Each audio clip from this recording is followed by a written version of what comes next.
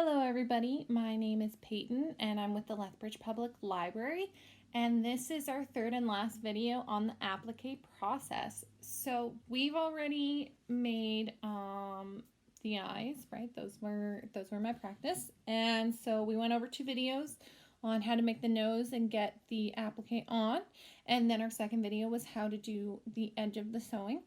And so now this video is on how to put it all together. So if you missed the first 2, this is for the fox quilt. So again, we're doing the eyes and the nose.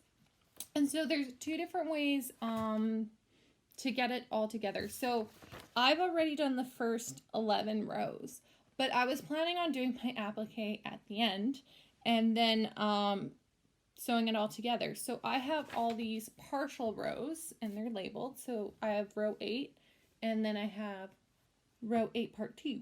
And the gap in between was the eye, so I would do the applique and sew the eyes in. So that's one way. The other way, since all the applique is done now, and what I'll be doing for the rest of my quilt, since it's easier, is getting my pile of triangles for each row. So for the row I do, so for row 12, I start with the last triangle, and then I just pile them all up, and then I get to the front. And so row 12 has 1 set of eyes in it.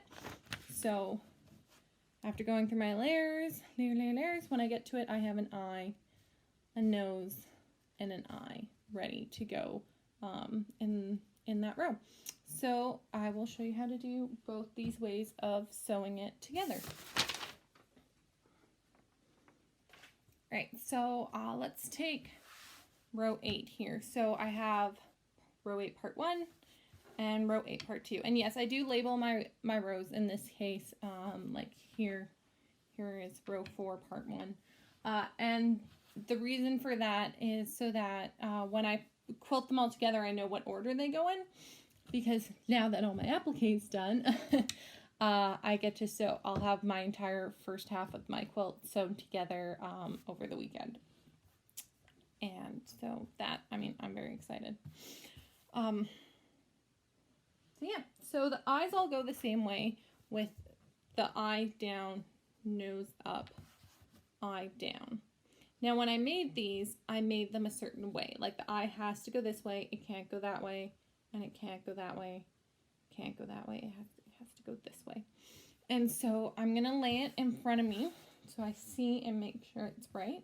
I have my white thread threaded, and the black is gone. So I'm going to lie it like this so I see how it goes, and then I'm just going to fold this one over and line it up. Because now I know for sure this is the way that this goes. And then I'm going to sew it on like that. So put my foot down.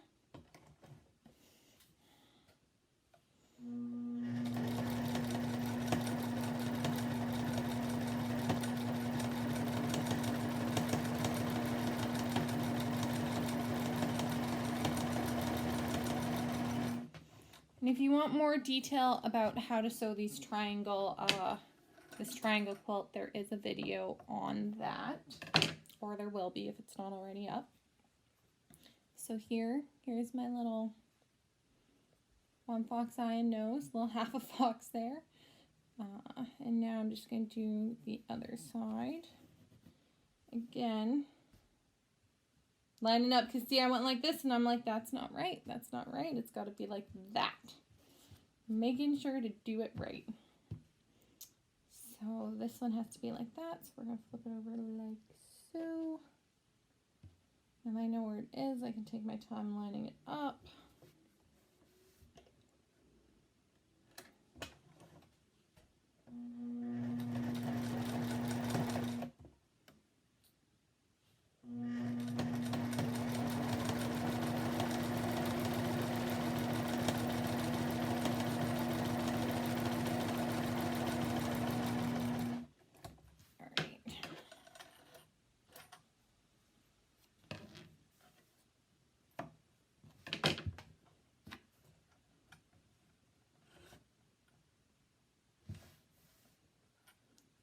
My bobbin thread, there we go, that makes me happy. Okay, what did I just do? So Now look at that. I have a little fox face. And you can see so I didn't center it, so the eyes are a little higher and the nose is a little lower, so it does look more like a face than if they were all on the same level. And I've thought of my 1/4 inch seam allowance, so they will be there. So now, because these belong in this row, I'm just going to take my number off. I'll put it back on afterwards. But I'm going to pull this apart, and I know this is my edge. And this should be the first part. So I'm going to take my pattern, and just because I don't want to have to take it all apart if I mess up, I'm going to look at row 8. Where's my moss green, dark green. Moss green, dark green, bright, bright. Yeah, okay. So this one goes like this, and then these line up right here. So I'm going to line it up, make sure it's what I want it to be. This is one of those times where you might want to iron before sewing because it's been sitting so long.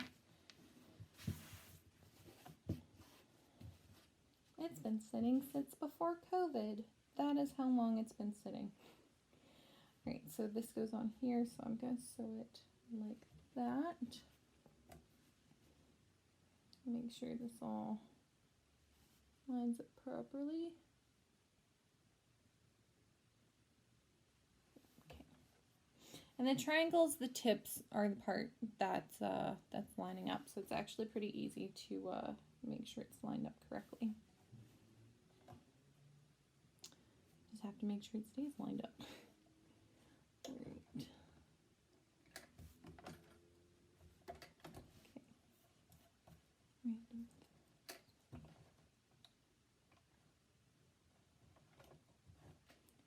Okay.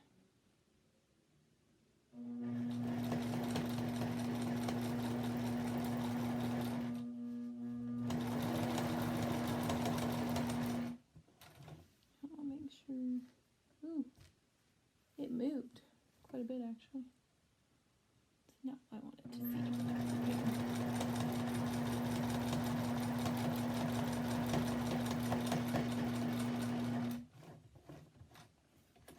How horrible is it? Oh, it's not the end of the world. So it just, you can see where the white is over here. It moved a little bit, and I had to realign it for the end, but that's okay.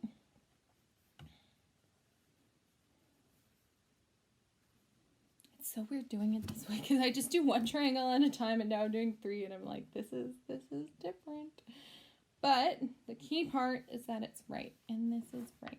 So now we do it, same thing on the other side.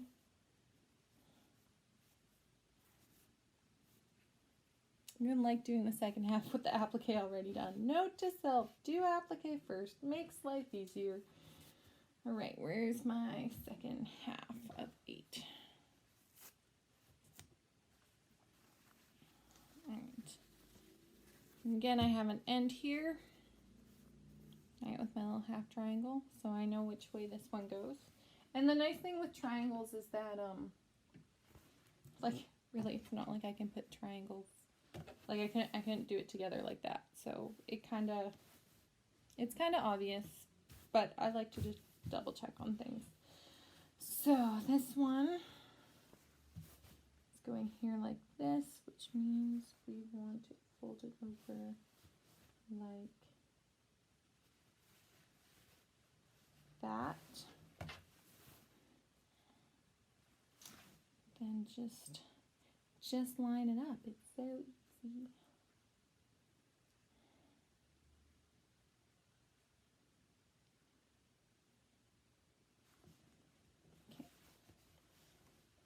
Okay.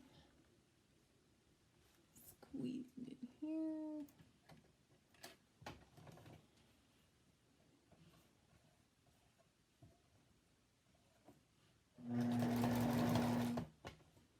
Make sure it stays lined up.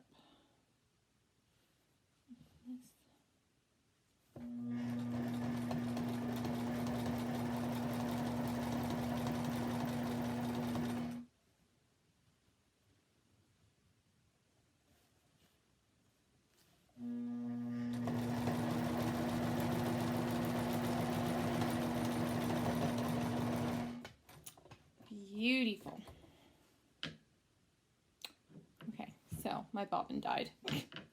After that beautiful moment of perfection, my bobbin died. Ugh, okay. We'll just redo our bobbin. Pull out the thread.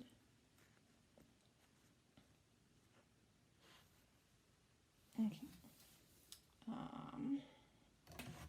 Almost forgot where my bobbin was there for a second.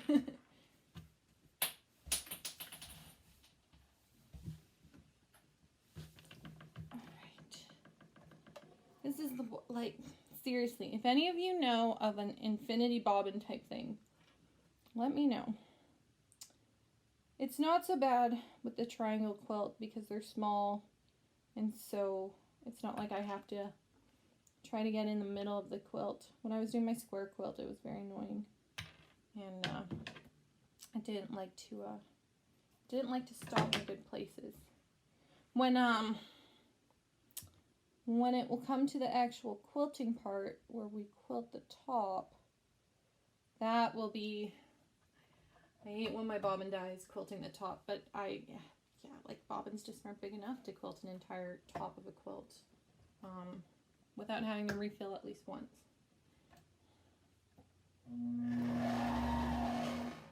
Or in my case, redoing the bobbin several dozen times.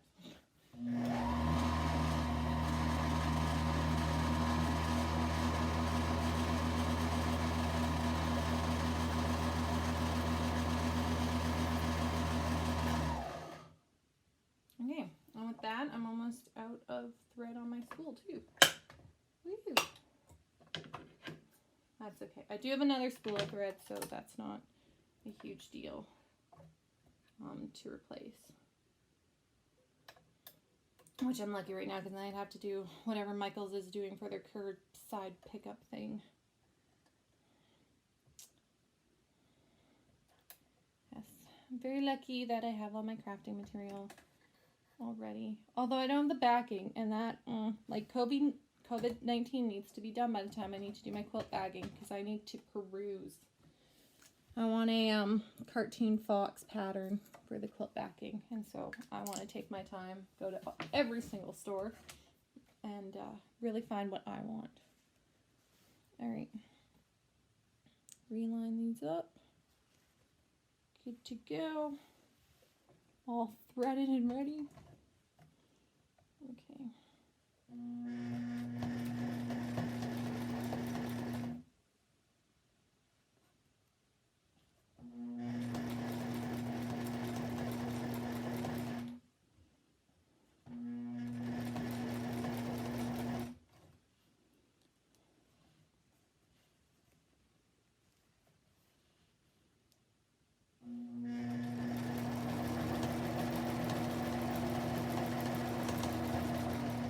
Alright, there we go. Snip. Alright, moment of truth, moment of truth. Let's have a look here. Ta-da! So we have our little fox face sewn in.